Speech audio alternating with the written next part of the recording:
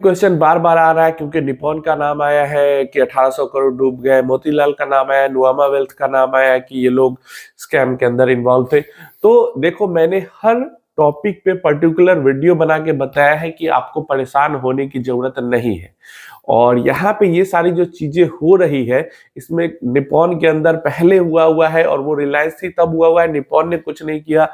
जो मोतीलाल या नुवामा वेल्थ है वो बस एज ए ब्रोकर काम कर रहे थे, उनकी कोई गलती नहीं है वहां पे। ये सब चीजें हमने क्लियर की, फिर भी कमेंट में बार बार आ रहा है निप्पॉन के फंड्स के अंदर इन्वेस्टेड है, निकल जाए, एग्जिट कर दे, मोतीलाल के फंड्स के अंदर इन्वेस्टेड है, एग्जिट कर दे।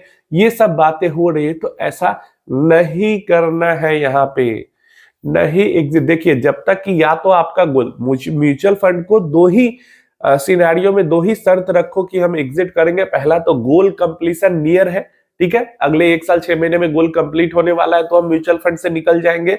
या फिर दूसरा सिनेरियो ऐसा है कि म्यूचुअल फंड एकदम डेड हो चुका है, लाइक 15 से 17%, मिड स्मॉल के लिए 15 से 17-18% का भी रिटर्न, XIRR रिटर्न नहीं मिल पा रहा है।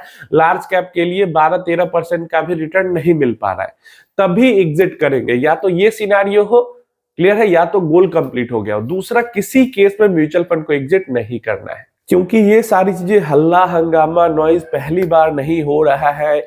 LIC के अंदर, एक्सिस के अंदर, HDFC के अंदर, बड़े बड़े म्यूचुअल फंड कंपनी के अंदर ये हल्ला हंगामा हो चुका है, होता कुछ नहीं है। जो हमें रिटर्न्स, अभी आपको जो रिटर्न्स दिखते हैं पीछे के 10 साल 15 साल के, ये सारी चीजें होने के बाद दिखते हैं। तो बिल्कुल भी इस फंड से उस फंड में बिना किसी रीजन के जंप ना करें।